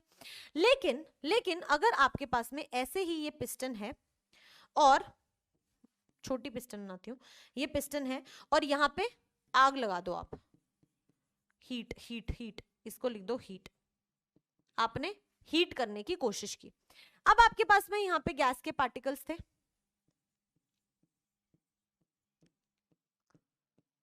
है ना। हाँ, अब बेटा जब आप हीट करोगे तो ये गैस के पार्टिकल्स जो हैं, ये इनके पास बहुत सारी एनर्जी है, ये भी पिस्टन ही है, ठीक है। तो यहाँ पे क्या होगा बेटा, इनके पास बहुत सारी एनर्जी है, तो जैसे ही आप इसे हीट करोगे, ये अपनी एनर्जी इसको पास करेगा, ये अपनी एनर्जी इसको पास कर देगा, ये अपनी एनर्जी इसको पास कर सकता है, ये इसको पास कर सकता है, मतलब एक रैंडम मोशन के अंदर वो उसको पास कर सकता है ना। हाँ, तो हीट जो ट्रांसफर करती है, जब हीट आप ट्रांसफर करते हो तो वो एक अनऑर्गेनाइज्ड फॉर्म में एनर्जी ट्रांसफर होती है। लेकिन जब आप काम करते हो तो आप एक ऑर्गेनाइज्ड फॉर्म में काम करते हो। आप इसे एक एग्जांपल यहां पे लिख लेना ताकि याद रहे, असेंबली, और यहां पे लिख लेना आग, आग लग गई, भागो, ठीक है, ठीक है। तो ये होता है, इस वजह से कहते हैं ऑर्गेनाइज्ड और अनऑर्गेनाइज्ड फॉर्म ऑफ एनर्जीज, ठीक है। आई होप यहां तक किसी को कोई डाउट नहीं है। ये बहुत ही इंपॉर्टेंट था, लेकिन हम ज्यादा इसको अच्छे से डिस्कस करते हैं जब हम सेकंड लॉ करते हैं, एंट्रोपी वाला पार्ट करते हैं, ठीक है। बट स्टिल यहाँ पे भी आपको अंडरस्टैंड करने की जरूरत थी, तो ये हमने समझ लिया, ठीक है। चलो बहुत बढ़िया, इसको लिख लो। अच्छा यहाँ पे लिख दूं क्या, work done, organised, heat transfer, unorganised, ठीक है। चलो लिख लो भाई, इसको लिख लो, फिर हम आगे बढ़ेंगे। ओके, लिख लिया होगा, आगे बढ़े। चलो आगे बढ़ते हैं। अब अगर हम देखें तो यार, अब हम बहुत ही इंपॉर्टेंट चीज पढ़ने वाले हैं, which is reversible and irreversible work done. अभी हमने वर्क डन तो समझ लिया कि ठीक है, चलो काम क्या होता है। अब बेटा काम, जो वर्क होता है वो बहुत ही दो अलग अलग तरीके से किया जा सकता है। मेजरली हम इसको इन दो टाइप्स में डिवाइड करते हैं, एंड नाउ वील अंडरस्टैंड इन दोनों के बीच का डिफरेंस, ठीक है। आवाज तो आ रही है ना, हाँ। चलो अब बेटा कैसे समझेंगे रिवर्सिबल और इरिवर्सिबल वर्क डन को, ठीक है। तो पहले इरिवर्सिबल समझते हैं, फिर रिवर्सिबल वर्क डन भी समझ आ जाएगा। चलो कैसे करना है, ध्यान से देखना। ऐसे समझो आपके पास में इस तरीके से एक पिस्टन है, ठीक है। ओके, एक सेकेंड, क्या हम यहाँ पर ऐसे बना सकते हैं, स्ट्रेट लाइन जो बनती है। अरे ये क्या बन गया, I am just learning to use this, right, या ये, ठीक है। क्या यार, कोई काम का नहीं है सही में। मान लो कि ये आपके पास में इस तरीके से एक कंटेनर है, क्या,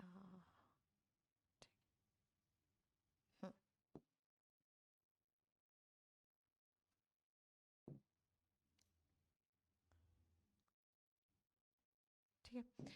अब बेटा यहाँ पे हमने क्या कंसिडर किया कि मैं एक अलग अलग कलर से बनाऊंगी, ठीक है, ध्यान से देखना, पहला तो व्हाइट से बना देती हूँ। यहाँ पे आपके पास में इस तरीके से एक पिस्टन लगी हुई है, ये पिस्टन है, ठीक है, ये पिस्टन है, ठीक है। अब मैंने आपको याद है स्टार्टिंग में बताया था कि हमेशा हम एक गैस को ही कंसिडर करेंगे, तो समझो इसके अंदर आपके पास एक गैस है, ठीक है। अब बेटा एक चीज देखो, मैंने बोला था कि एज लॉन्ग एज अगर कभी भी कोई चीज स्टेबल है, अगर रुकी हुई है, मान लो मेरा हाथ यहाँ रुका हुआ है, तो जितना प्रेशर यहाँ लग रहा है उतना ही प्रेशर यहाँ लग रहा है, बोथ द प्रेशर्स जब तक इक्वल होंगे तभी आपकी चीज कोई रुकी रहेगी। अगर इधर से ज्यादा प्रेशर लगेगा तो ये नीचे जाएगा, अगर यहाँ से ज्यादा प्रेशर लगेगा तो ये ऊपर जाएगा, राइट, यस। यानी कि अगर कोई चीज रुकती है तो उस पॉइंट पे दोनों साइड से प्रेशर इक्वल लग रहा होता है।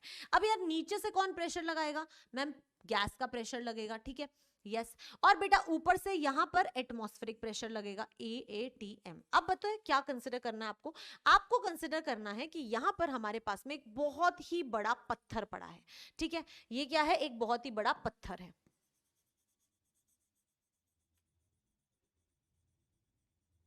ये आपके पास बहुत ही बड़ा पत्थर है, ठीक है। तो यार पक्का मैम अगर हम यहाँ पर ध्यान से देखें तो गैस जो प्रेशर लगा रही है वो एटमॉस्फेरिक प्रेशर और इस पत्थर के मास की वजह से जो प्रेशर लग रहा है वो दोनों के सम के इक्वल है, ठीक है। तो अगर मैं आपसे इस पॉइंट पे पूछ लूं कि एटमॉस्फेरिक प्रेशर और गैस में से किसका प्रेशर ज्यादा होगा, पक्का मैम गैस का प्रेशर ज्यादा है, क्योंकि गैस का प्रेशर जो है वो इसके मास, वेट और इसके प्रेशर जो एटमॉस्फेरिक प्रेशर लगा रहा है उन दोनों के सम के इक्वल है ना, इतना समझ आ रहा होगा आपको, यस। तो ये जो आपका पत्थर जो है वो प्रेशर लगा रहा है और एटमॉस्फेरिक प्रेशर लगा रहा है, दोनों ने मिलकर इस गैस के प्रेशर को बैलेंस आउट कर रखा है, ठीक है। अब एक चीज बताओ, मान लो नीचे कुछ प्रेशर है, यहाँ पे एक पत्थर रखा हुआ है और यहाँ से एटमॉस्फेरिक प्रेशर लग रहा है। अगर मैं कुछ ऐसा करूं और मैं इस पत्थर को उठाकर यहाँ पे ऐसे कंसिडर कर लो कि ये जो यहाँ पे आपका वॉल्यूम चेंज है वो V1 चेंज, ये V1 वॉल्यूम है, ठीक है, ये आपकी V1 वॉल्यूम है। अब सोचो मेरे पास यहां से मैंने इस पत्थर को उठा के इधर फेंक दिया, अगर मैंने अचानक से इस पत्थर को उठा के इधर फेंका तो ये ऊपर चला जाएगा, ये क्या चला जाएगा, ऊपर चला जाएगा, अचानक से जाएगा। तो वही हुआ क्या, लेट्स से हमने ये वाले कलर से लेते हैं, इस पत्थर को उठा के इधर फेंक दिया, जैसे ही आपने इस पत्थर को यहाँ पे फेंका आपका ये जो लिड है ये यहाँ पर आ जाएगी, ठीक है, और ये पूरी की पूरी गैस इधर हो जाएगी। मैं ट्राई करूंगी इसको बनाने का, ठीक है, इधर फेंक दिया आपने। अब यहां से क्या होगा, एक तो ना इतनी अच्छी ड्राइंग नहीं है मेरी, इधर आ जाएगा, ठीक है, और आपकी पूरी गैस जो है वो अब इस पूरे कंटेनर में आ जाएगी। यहां से अब P ऑफ गैस प्रेशर लग रहा होगा और यहां से आपका P एटमॉस्फेयर लग रहा होगा, और अगर मैं इस वॉल्यूम की बात करूं तो लेट अस से ये V2 वॉल्यूम होगी, ठीक है, यस। तो बेटा अब अगर आप यहां पर ध्यान से देखो तो आप क्या कह सकते हो, आप ये कहोगे मैम कि अंदर जो इस पॉइंट पे प्रेशर होगा वो एटमॉस्फेरिक प्रेशर गैस के प्रेशर के इक्वल होगा, तो वो गैस जो है वो उस आपका जो लिड थी उसको ऊपर तक वहां तक लेकर गई जब तक प्रेशर ऑफ द गैस जो था वो एटमॉस्फेरिक प्रेशर के इक्वल नहीं हो गया, ठीक है, यस। और बेटा एक चीज बताना, जैसे ही पत्थर हटाया वैसे ये फटाफट होगा, है ना, यस। तो ये हमें इतनी चीज समझ आ गई, ठीक है। ये जो मैंने आपको एग्जाम्पल दिया, मैं कहती हूं कि ये जो एग्जाम्पल है ना वो आपका इररिवर्सिबल वर्क डन का एग्जाम्पल है।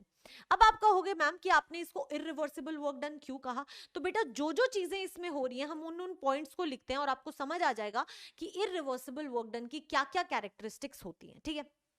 सबसे पहली बेटा पूरे के पूरे इस पूरे एक्सप्रेशन में जब हम ये सब चीजें समझ रहे थे, क्या आपका ये एटमॉस्फेरिक प्रेशर जो बाहर का प्रेशर था क्या वो बदला, नहीं मैम, ये जो एटमॉस्फेरिक प्रेशर था वो सेम रहा था, है ना, यस। यहाँ पे भी P एटमॉस्फेयर 1 एटमॉस्फेयर है तो यहाँ पे भी P एटमॉस्फेयर 1 एटमॉस्फेयर ही है, राइट। यानी कि बेटा इररिवर्सिबल वर्क डन जो होता है वो हमेशा कांस्टेंट एक्सटर्नल प्रेशर के साथ होता है। इररिवर्सिबल वर्क डन में एक्सटर्नल प्रेशर हमेशा कांस्टेंट रहता है। So first thing to be noted is that external pressure is constant. ठीक है, ये पहली चीज है जो इरिवर्सिबल वर्क डन की कैरेक्टरिस्टिक है कि हमेशा एक्सटर्नल प्रेशर जो होगा वो कांस्टेंट होगा, पहला। ठीक है, दूसरा सोचो बेटा कि जब आपने पत्थर को हटा के नीचे फेंका, जैसे ही आपने पत्थर को उठा के नीचे फेंका, क्या हुआ मैम? अचानक से ऊपर गया। यानी कि बेटा ये जो होता है वो एक सिंगल स्टेप प्रोसेस होता है, ये सिर्फ एक स्टेप में होता है। हम पहले वाली वॉल्यूम मेजर करते हैं, हमने पहली V1 वॉल्यूम मेजर की, फिर हमने सीधा V2 मेजर की। क्या जब वो ऊपर जा रहा था तो आपने बीच में कोई वॉल्यूम मेजर की? नहीं। तो यानी कि हमेशा इरिवर्सिबल वर्क डन में आप सिर्फ इनिशियल और फाइनल पोजीशंस ही देखते हैं, एक सिंगल स्टेप में होता है। तो हम कहेंगे that it is a single step process. ये क्या है? एक सिंगल स्टेप प्रोसेस है। ठीक है, तो ये क्या है बेटा? एक सिंगल स्टेप प्रोसेस है। ठीक है, यहां तक कोई दिक्कत नहीं है, यहां तक क्लियर है? चलो नेक्स्ट बेटा, सिर्फ और सिर्फ आप यहां पे इनिशियल और फाइनल वॉल्यूम चेंज ही देखते हैं, जो पहले V1 वॉल्यूम था और फिर जो फाइनल चेंजेस थे। यानी कि सिर्फ इनिशियल और फाइनल चेंजेस ही हम देखते हैं, बीच में जो चेंज आया हम उसे नहीं मानते हैं, राइट? तो only initial and final changes are considered। हमेशा सिर्फ और सिर्फ इनिशियल और फाइनल चेंजेस जो होते हैं वो यहां पे कंसिडर किए जाते हैं। ठीक है, ये कुछ बेसिक चीजें हैं जो आपके इरिवर्सिबल वर्क डन को समझाती हैं। ठीक है, यहां पे पहले तो इसको हेडिंग में लिख लो, क्योंकि हेडिंग तो हमने लिखी ही नहीं है कि हम कौन सा वर्क डन कर रहे हैं।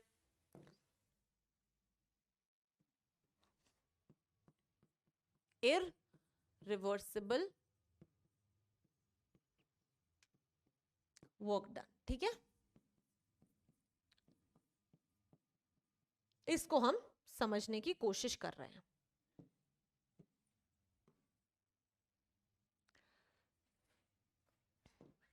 ये कुछ पॉइंट्स हैं जो बहुत इंपॉर्टेंट है, आपको समझ आने चाहिए कि हमेशा कांस्टेंट एक्सटर्नल प्रेशर होगा, प्रेशर हमेशा कांस्टेंट होगा, एक्सटर्नल प्रेशर।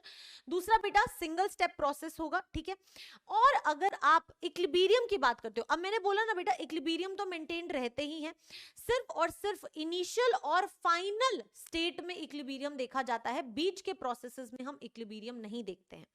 तो नेक्स्ट होगा दैट equilibrium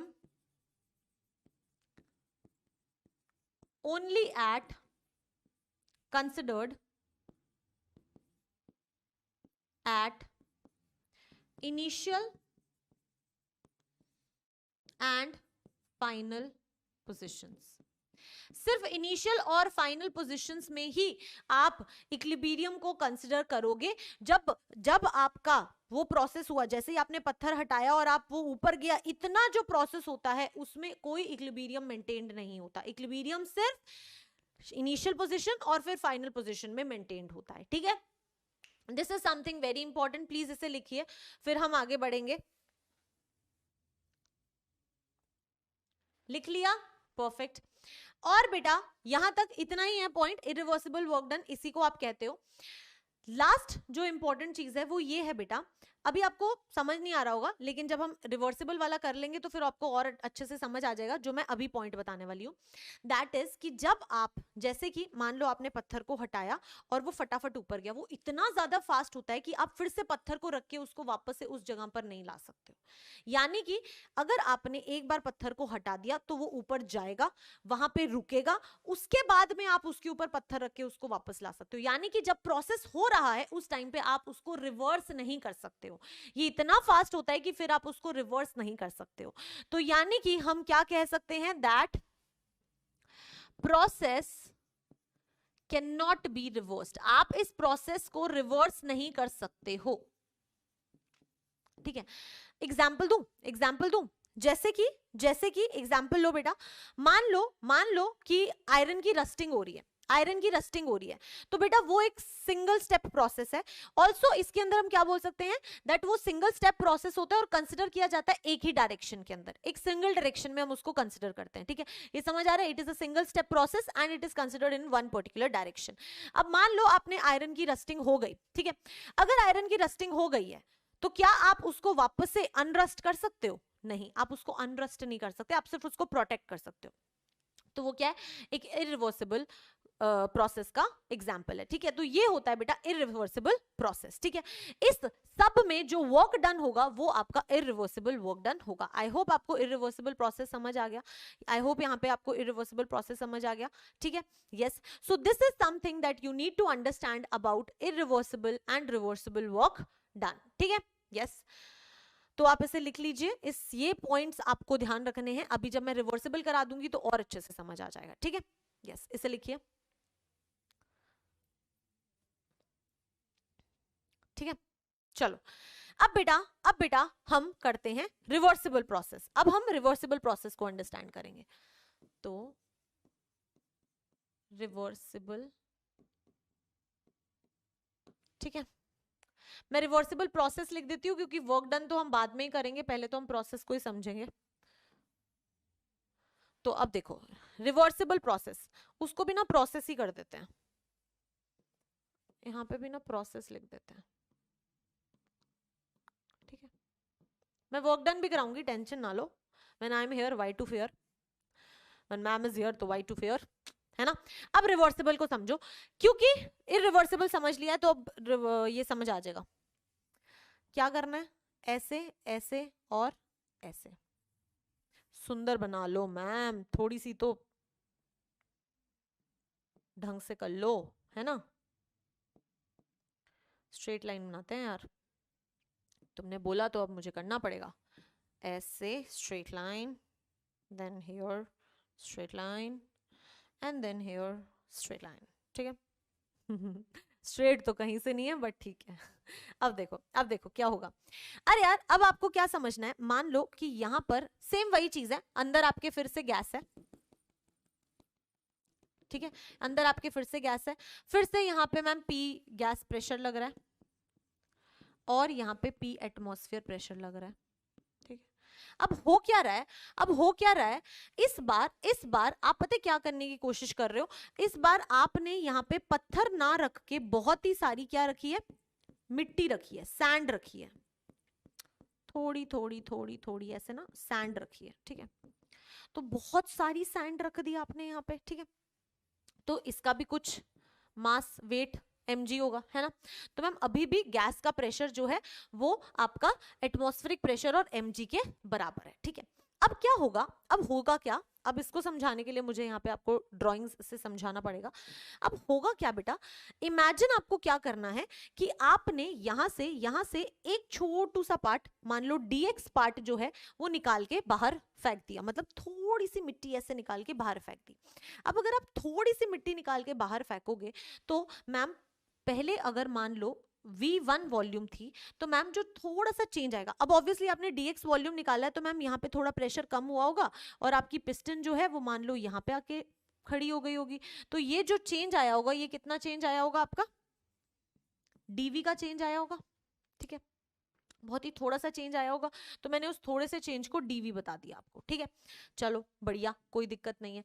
अब इसके बाद क्या हुआ, आपने अब जब ये ऊपर चला जाएगा बेटा तो आप क्या कहोगे मैम, P गैस का प्रेशर जो होगा वो थोड़ा सा चेंज हो गया होगा। यस मैम, तो बेटा यहाँ पे जो प्रेशर होगा लेट अस से वो कुछ P डैश ऑफ गैस हो गया होगा, है ना। तो यानी कि मैम प्रेशर भी थोड़ा सा चेंज हो गया, है ना।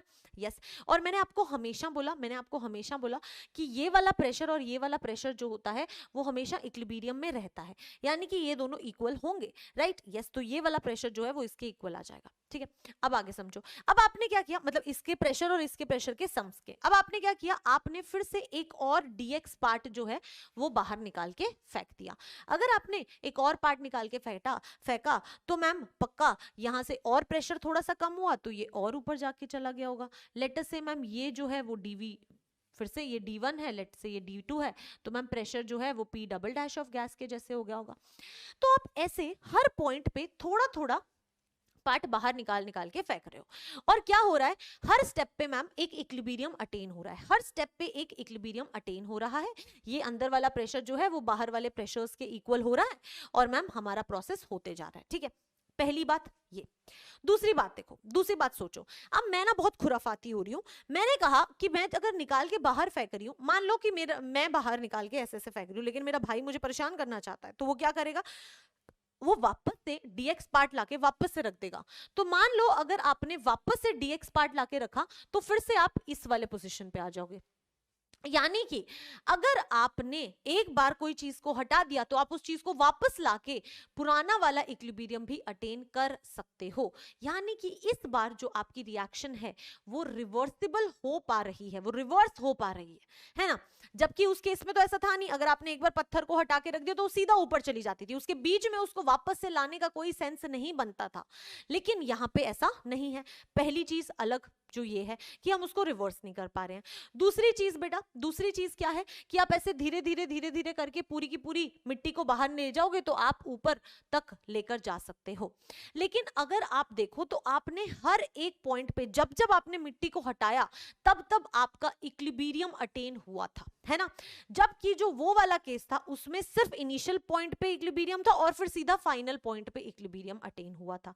यानी कि यहां पर ये दूसरा डिफरेंस है कि यहां पे हर एक स्टेप पे इक्विलिब्रियम अटेन होता है, वहां पे सिर्फ और सिर्फ इनिशियल और फाइनल पोजीशंस में इक्विलिब्रियम अटेन होता है ना।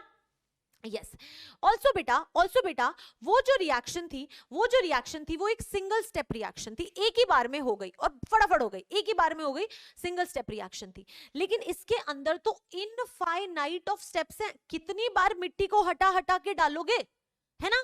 तो यानी कि जो रिवर्सिबल रिएक्शन होते हैं, जो आपका रिवर्सिबल प्रोसेस होता है उसमें इनफाइनाइट स्टेप्स होते हैं, उसमें इनफाइनाइट स्टेप्स होते हैं। तो वन बाय वन हम हर एक पॉइंट को लिखते हैं, फिर हमें सारी चीजें क्लियर हो जाएंगी। पीछे वाले पढ़ के भी लिख सकते हो। ये बोलता है कि सिंगल स्टेप प्रोसेस है, आप क्या कहोगे मैम, इनफाइनाइट स्टेप्स होते हैं इसमें, ठीक है। ये प्रोसेस में इनफाइनाइट स्टेप्स होते हैं, ठीक है। रिवर्सिबल में इनफाइनाइट स्टेप्स होते हैं। अगर आप उसमें देखो तो उसमें बोला गया था कि इनिशियल एंड फाइनल, इस लाइन को छोड़ दो, हमें तो ये वाले इक्विलिब्रियम से लेना देना है। इक्विलिब्रियम जो है सिर्फ और इनिशियल और फाइनल पोजीशंस में अटेंड होता है, बट यहाँ पे equilibrium is attend at each and every step, right. तो यहाँ पे क्या लिखेंगे हम, equilibrium is attained at each and every step। हर एक स्टेप पे आपका इक्विलिब्रियम जो होता है वो अटेंड होता है। अब बेटा ये बहुत ही स्लो प्रोसेस होगा, ये चीज समझ आ रही है किस कैसे धीरे धीरे धीरे धीरे करके उसको रिमूव कर रहे हो, right. Yes, so it is a very slow process, very slow process. and my dear students, process can be reversed at any step। कोई भी स्टेप पे आप मिट्टी वापस डाल के प्रोसेस को रिवर्स कर सकते हो। तो process can be reversed at any step. कोई भी स्टेप पे आप प्रोसेस को वापस से रिवर्स कर सकते हो। ये डिफरेंस होता है आपके रिवर्सिबल और इररिवर्सिबल प्रोसेसेस में। रियल लाइफ में सिर्फ इररिवर्सिबल प्रोसेसेस होते हैं, रिवर्सिबल होते ही नहीं है। तो ये क्या है बेटा, जो आपका रिवर्सिबल प्रोसेस है वो एक्चुअल में होता ही नहीं है, इट डजंट happen anywhere। कभी भी ऐसा नहीं हो सकता कि अगर आपने दूध को उबाल के, आपको पता है ना जब दूध उबलता है तो कुछ कुछ इम्प्योरिटीज जो भी हटती हैं, जो भी कुछ माइक्रो ऑर्गेनिजम्स, मुझे नहीं पता, बट जो भी होता है, जलते हैं, मरते हैं, जो भी होता है, I don't know, but still अगर कुछ हो गया है, आपने दूध उबाला है, तो बेटा क्या आप उसको अनउबाला कर सकते हो? नहीं, हम उसे अनउबाला नहीं कर सकते, राइट। यस, तो जो चीज एक बार हो जाती है वो दोबारा नहीं हो सकती, उसको आप फिर से रिवर्स नहीं कर सकते, बिल्कुल पहले जैसे नहीं कर सकते हो, राइट। यस, तो जो आपके रिवर्सिबल प्रोसेसेस होते हैं वो कभी रियल में नहीं होते हैं, लेकिन जो इररिवर्सिबल प्रोसेसेस होते हैं वो रियलिटी में एग्जिस्ट करते हैं, ठीक है, ये डिफरेंस होता है आपके रिवर्सिबल प्रोसेसेस और इरिवर्सिबल प्रोसेस में। हम इस पार्ट को, ये जो अभी हमने समझा है, ये जो हमने हर एक पॉइंट पे इक्विलिब्रियम अटेन करवाया है बेटा, जब हम इनके वर्क डन के फॉर्मूलाज कैलकुलेट करेंगे ना, तब हम इसको यूज करेंगे बहुत अच्छे से, ठीक है। इसीलिए आपको मेजर इन दोनों के बीच का डिफरेंस समझ आना जरूरी था। फिर हम वर्क डन के फॉर्मूलाज को भी कैलकुलेट करेंगे जल्द ही, ठीक है। यस, तो आप इसे लिख लीजिए, फिर हम आगे बढ़ेंगे। आई होप यहां तक सारी चीजें क्लियर हैं बेटा। Yes, perfect. तो अब यहां पर हम क्या कह सकते हैं, आपको एक चीज समझ आ रही है बेटा कि ये जो पी एटमॉस्फेयर प्रेशर है, इसके साथ यहां पे ये जो आपकी सैंड है, ये भी कुछ प्रेशर लगा रही होगी, तो जो टोटल प्रेशर होगा, मान लो वो पी डैश है, तो वो बेटा हर पॉइंट पे गैस के प्रेशर के इक्वल होगा एट एवरी पॉइंट। ये समझ आ रहा है? क्योंकि मैम ये जो पी डैश प्रेशर है वो हर एक पॉइंट पे बदल रहा है, ये जो पी डैश प्रेशर है वो हर पॉइंट पे बदल रहा है। अगर इरिवर्सिबल वाले की बात करें तो जैसे ही आपने पत्थर को हटाया, आपका सिर्फ एक ही प्रेशर था जो था एक्सटर्नल प्रेशर, तो वो हमेशा कांस्टेंट था, वो आपका पी एटमॉस्फेयर कांस्टेंट चल रहा था। लेकिन अगर हम रिवर्सिबल वाले की बात करें तो हम हर पॉइंट पे कुछ ना कुछ हटा रहे हैं, तो यानी कि मैम इस पी डैश की वैल्यू हर पॉइंट पे बदल रही है। ये वाला प्रेशर प्लस जो ये कुछ प्रेशर अप्लाई कर रहा है, वो दोनों का सम होगा। और हर एक स्टेप पे, क्योंकि इक्विलिब्रियम अटेन्ड है हर स्टेप पे, तो ये जो गैस का प्रेशर आएगा, जो थोड़ा थोड़ा चेंज होता रहेगा, वो हर पॉइंट पे बेटा आपका इक्वल होगा बाहर के टोटल प्रेशर के। तो हम कह सकते हैं दैट जो भी पी डैश प्रेशर होगा वो हर पॉइंट पे गैस के प्रेशर के इक्वल होगा, ठीक है। ये कुछ चीजें हैं जो हमें रिवर्सिबल प्रोसेस के बारे में समझ आनी चाहिए। जब हम वर्क डन कैलकुलेट करेंगे तो हमें ये यूज में आएंगी, ठीक है। यस, आई होप आपको क्लियर है। इसे लिख लिया होगा आपने, इस वाली लाइन को भी लिख लो। और फिर अब हम कुछ क्वेश्चंस प्रैक्टिस करेंगे, अभी तक हमने जितनी चीजें पढ़ी हैं उससे, क्योंकि हमें एकदम क्लियर रखना है हर एक कॉन्सेप्ट, ठीक है। चलो, बहुत बढ़िया, अमेजिंग बच्चे। तो चलो अब कुछ क्वेश्चन सॉल्व करते हैं। क्वेश्चन आपके स्क्रीन पर है, आपको ट्राई करना है हर एक क्वेश्चन ऑन योर ओन, ठीक है। तो क्या कहता है क्वेश्चन, देखते हैं, ठीक है। Which one of the following statement is false? आपको बताना है कि इनमें से कौन सा स्टेटमेंट फॉल्स है। Work is a state function. क्या बेटा वर्क डन एक स्टेट फंक्शन होता है? नहीं, वर्क डन तो पाथ फंक्शन होता है, राइट। तो हम कहेंगे that it is a path function, तो ये गलत है। Second, temperature is a state function. क्या टेम्परेचर स्टेट फंक्शन है? इनिशियल और फाइनल स्टेट पे डिपेंड करता है, बिल्कुल सही, तो ये स्टेटमेंट आपका करेक्ट है। थर्ड कहता है change in the state is completely defined when initial and final states are specified. Obviously अगर आप कभी भी कोई स्टेट में चेंज बता रहे हो तो आपको U1 और U2, मान लो आप इसकी स्टेट चेंज कर रहे हो, तो आपको U1 और U2 इनिशियल और फाइनल दोनों वैल्यूज पता होंगी, तभी आप पूरा इंफॉर्मेशन दे पाओगे। तो बिल्कुल ये भी स्टेटमेंट करेक्ट है। Last, work appears at the boundary of the system. ये बेटा इंपॉर्टेंट लाइन है, इसको आप इंपॉर्टेंट मार्क कर लीजिए। जब भी आप काम करते हो, अब इसको समझने की कोशिश करना, जब भी आप काम करते हो तो जैसे इंटरनल एनर्जी तो बॉडी के अंदर होती है, ठीक है, यस। लेकिन अगर आप कभी वर्क करते हो, कोई भी चीज पे काम करते हो, जैसे हम गैस के ऊपर काम करते हैं, तो हम उसके बाउंड्री पे ही काम करते हैं, है ना, हाँ, तो हम उसकी बाउंड्री पे ही काम करते हैं। अगर हम हीट की बात करें तो मैम हीट भी हम देखें तो हम बाउंड्री पर ही लगाते हैं। ऐसा तो नहीं होता कि गैस के अंदर जाके आग लगा देते हो, नहीं, आप उसके बाउंड्री पे लगाते हो और वो हीट हो जाता है। यानी कि यहां से आप एक इंपॉर्टेंट नोट बना के अपने पास लिख सकते हो that work done and heat are boundary functions. ये बेटा आपके बाउंड्री फंक्शंस होते हैं, ये आपके बाउंड्री पर काम करते हैं, ठीक है, यस। तो अगर हम इस लाइन को देखें तो ये बिल्कुल सही लाइन है, दैट वर्क जो होता है वो बाउंड्री ऑफ द सिस्टम पे अपीयर होता है। इनफैक्ट हीट भी जो होती है वो आपकी बाउंड्री पे ही अपीयर होती है, ठीक है। तो यानी कि ये स्टेटमेंट भी बिल्कुल सही है। तो एक ही इनकरेक्ट है, विच इज फर्स्ट, तो ऑप्शन ए आपका करेक्ट आंसर हो जाएगा, ठीक है, यस। ये इंपॉर्टेंट नोट था, तो इसको इंपॉर्टेंट मार्क करके प्लीज जरूर लिख लीजिएगा, इसको लिख लो, ठीक है। चलो अगला, नेक्स्ट क्वेश्चन कहता out of specific volume enthalpy and internal energy the extensive properties are. आपको बताना है कि इनमें से कौन सी एक्सटेंसिव है। एक्सटेंसिव क्या होता है? जो मास पे या फिर अमाउंट पे डिपेंड करता है। अगर हम यहां पर ध्यान से देखें तो बेटा स्पेसिफिक वॉल्यूम आ गया। अगर मैम स्पेसिफिक वॉल्यूम लिखा हुआ है यानी कि ये तो इंटेंसिव होगी। मैंने कहा था जब भी कोई चीज स्पेसिफिक लिखा हो, मोलर लिखा हो, पर मोल लिखा हो, तो वो सारी क्या होती हैं, इंटेंसिव प्रॉपर्टीज होती हैं। तो ये तो इंटेंसिव है। अगर आप वॉल्यूम की बात करोगे तो वॉल्यूम को आधा कर दूं तो अलग अलग हो जाएगा, अमाउंट पे डिपेंड करता है, तो बिल्कुल ये आपका एक्सटेंसिव है। एंथैल्पी की बात करो बेटा, कोई भी फॉर्म ऑफ एनर्जी, एंथैल्पी क्या होता है, एनर्जी होती है, और कोई भी फॉर्म ऑफ एनर्जी क्या होती है, आपकी एक्सटेंसिव प्रॉपर्टी होती है, तो ये भी आपकी अमाउंट पे डिपेंड करती है। नेक्स्ट है इंटरनल एनर्जी। इंटरनल एनर्जी भी एक एनर्जी है, तो मैम ये भी अमाउंट पे डिपेंड करेगी, एक्सटेंसिव। तो 3 एक्सटेंसिव हैं, 2, 3 एंड 4, तो ऑप्शन सी जो होगा वो आपका करेक्ट आंसर हो जाएगा। इजी, बहुत बढ़िया बेटा, ऐसे क्वेश्चन सॉल्व करने हैं चुटकियों में। जल्दी से इसको नोट करो फिर आगे बढ़ेंगे। अगला, the unit of temperature in SI unit system is, ये तो मैंने रटा दिया है अब तुम लोगों को बोल बोल के, अगर तुमने ये गलत किया ना तो घर पे आके चाटा मारूंगी मैं सही में।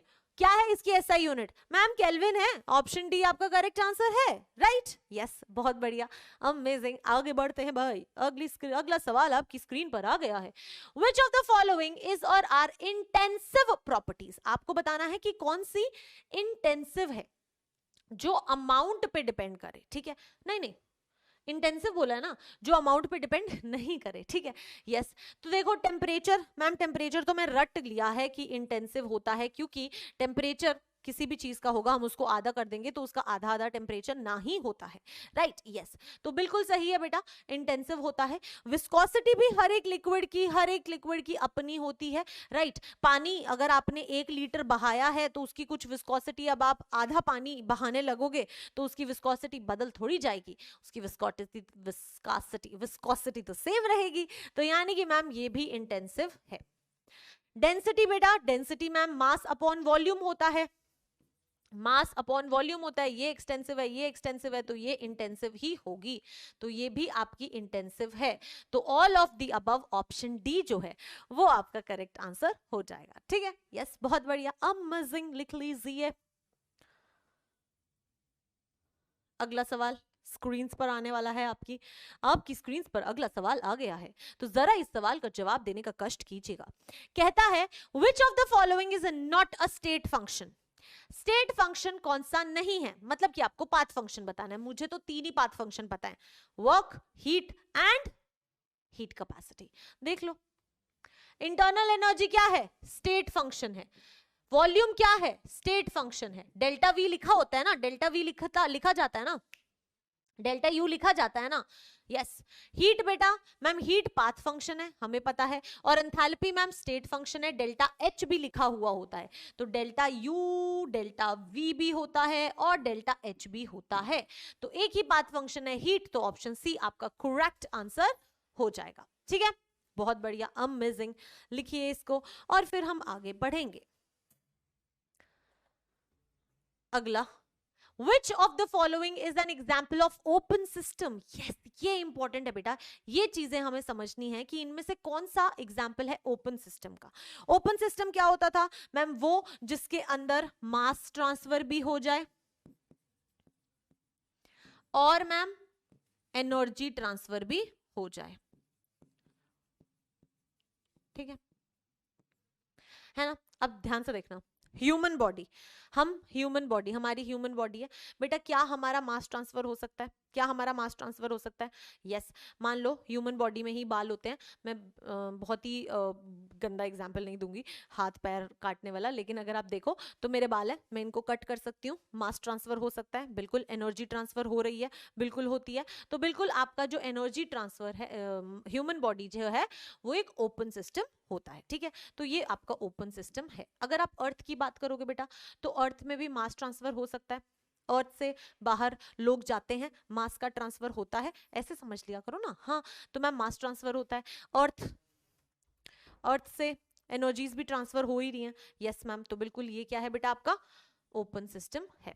सिमिलरली पॉन्ड, अब तो आप इसका भी आंसर दे दोगे, पानी निकाल के बाहर फेंक सकते हो, मास का ट्रांसफर हो सकता है, एनर्जी का ट्रांसफर होता है, बिल्कुल होता है, तो ये भी क्या है आपका ओपन सिस्टम है, तो यानी कि all of the above option D आपका करेक्ट आंसर है। एक एग्जाम्पल और देते हैं, मुझे बताना, सोच के बताना। ट्रीज, ट्रीज ओपन सिस्टम है या क्या, कौन सा सिस्टम है? अगर आप ट्रीज की बात करते हो तो ट्रीज से मैम हम फ्रूट्स को तोड़कर खा सकते हैं, तो मास ट्रांसफर हो रहा है मैम, एनर्जी ट्रांसफर तो हो ही रहा है, दिख ही रहा है, राइट? यस, तो ये भी बेटा आपका एक ओपन सिस्टम का एग्जाम्पल होता है, ठीक है? तो आपको बस ऐसे सोचना है, थोड़ा सा लॉजिक लगा लिया करो, मास ट्रांसफर हो रहा है कि नहीं, उसके हिसाब से आंसर निकाल लिया करो, ठीक है? चलो बहुत बढ़िया, लिख लो इसको।